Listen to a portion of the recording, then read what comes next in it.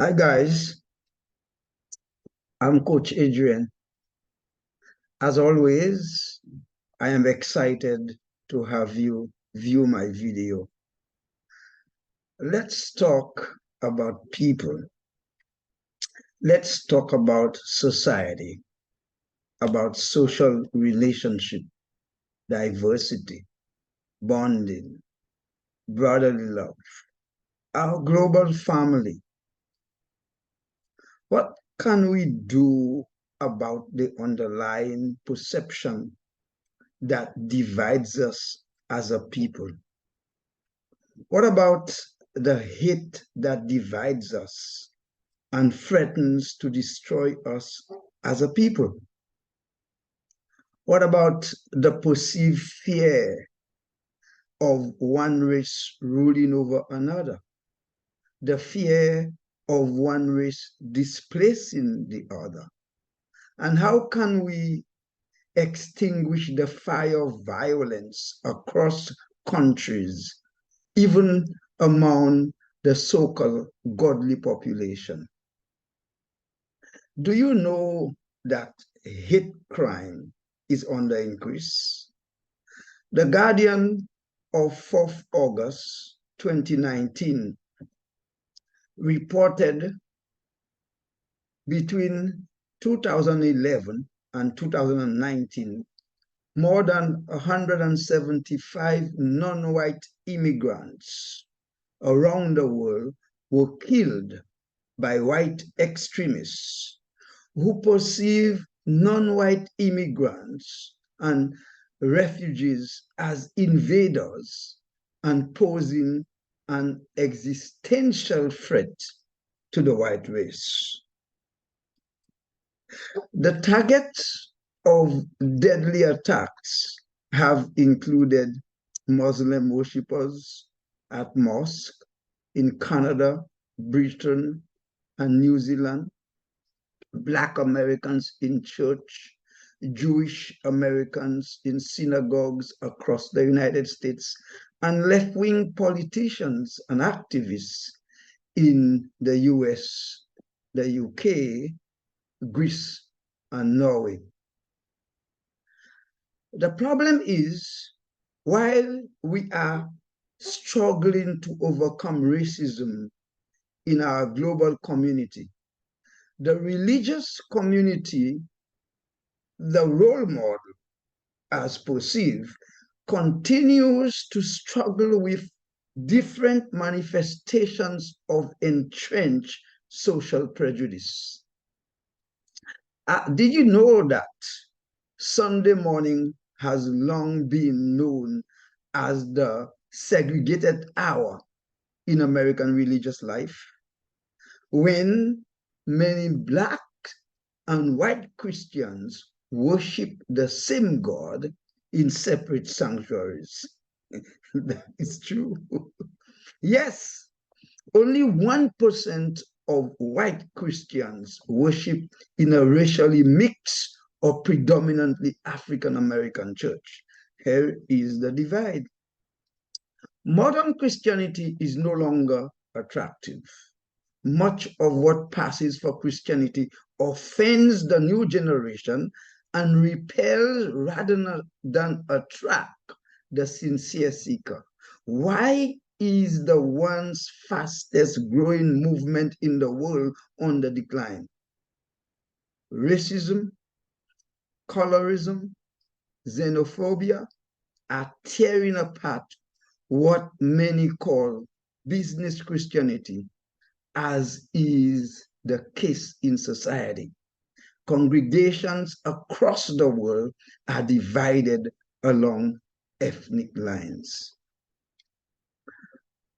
Racism or prejudice, discrimination or antagonism directed against someone of a different race based on the belief that one's own race is superior. And this results in hatred, fear, and inhumane treatment towards worshippers because they are from a different race. What about colorism? Colorism or prejudice or discrimination against believers with a dark skin tone. For example, the pastors and managements are more likely to show preference to a lighter toned black man over a dark toned black man. It is so ridiculous, but this is the reality. Xenophobia or dislike of or prejudice against people from other countries. These believers are oftentimes treated as refugees, unequals. So Christianity is exposed because on the issue of injustice, there is no middle ground. There is no compromise with racism. By choosing not to confront racist ideas from the pulpit, churches choose to protect racism and those who promote it.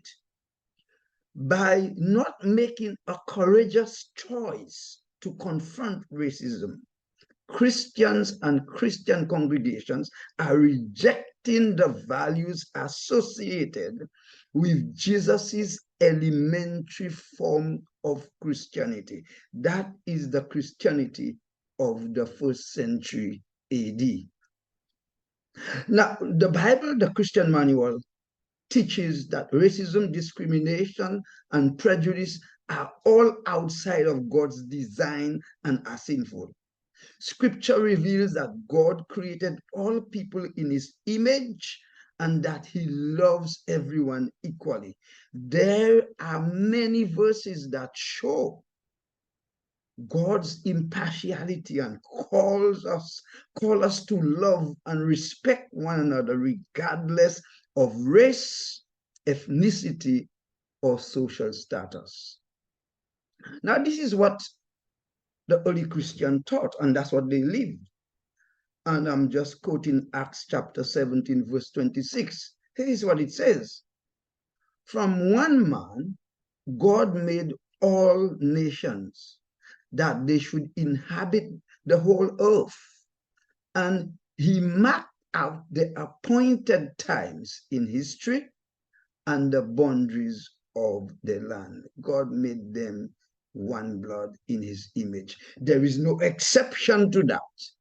And being made in God's image makes each person valuable and precious. There is no hierarchy of human beings demonstrated throughout Scripture. That is a lie.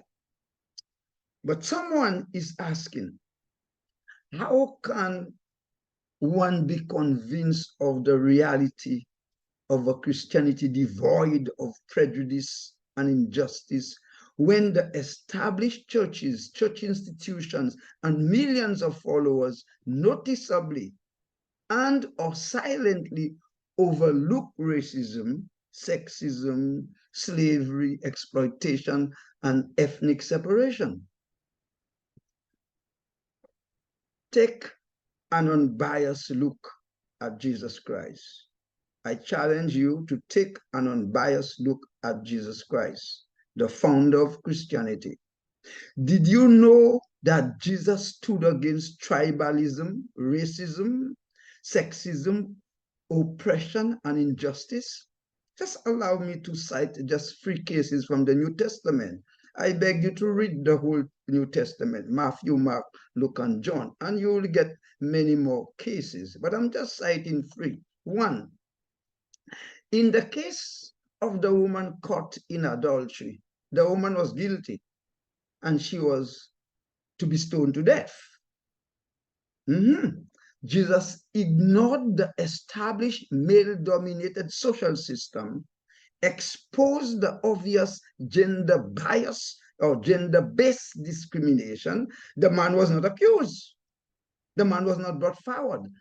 And Jesus challenged the sexism that was the order of the day and freed the woman from a horrible death and counseled her, go and sin no more. What is the reality of the encounter with the Syrophoenician woman? Lots of literature, much volumes have been written about that. Jesus's disciple prohibited the woman from seeing Jesus. Of course, a blatant act of discrimination against a different tribe. Jesus acknowledged the social difference, but listened as the woman made her case. And despite the Jewish discriminatory rule or social practice, he showed her mercy. What is the message? The message is very clear. Ethnic or tribal difference does not matter with God.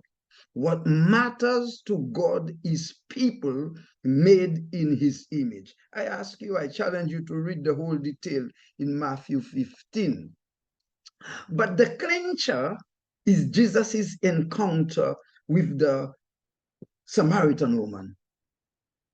In initiating a conversation with the Samaritan woman at Jacob's well and asking her for a drink, Jesus addressed and tackled the prejudice, sexism, and racism prevalent in his time. Jesus taught mankind that true meaning of worship. He taught the true meaning of worship. Worship is not in a fixed place. And he taught the true meaning of worship is a personal relationship with God. I challenge you to read the detail in John chapter 4. Hello.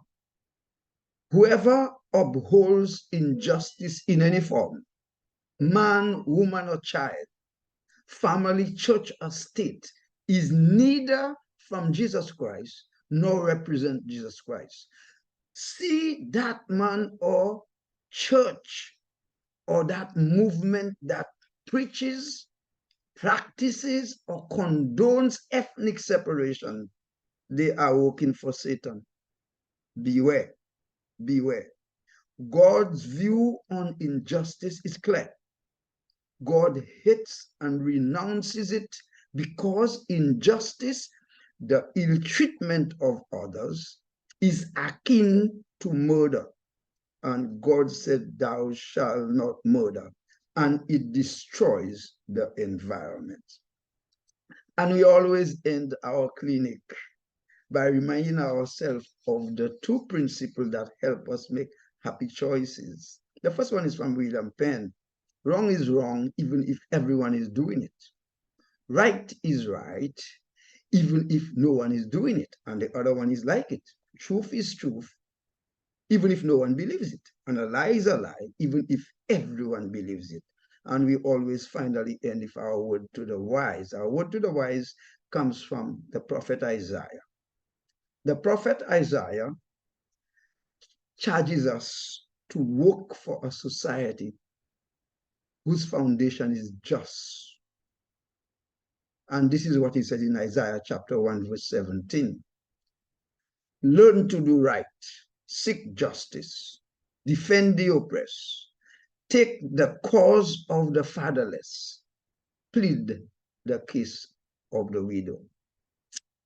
For more information, guys, visit my website, www.goadriens.com. Look out for a new video posted on my YouTube channel, LinkedIn, Facebook, and Twitter on the first day of each month. Connect with me via WhatsApp or mobile, 869-668-9752, or via email, peter@goadriens.com. As I always ask you, subscribe, like my video. When there is love, the love of God that never fails, hate never exists, and racism can never divide us. Thank you.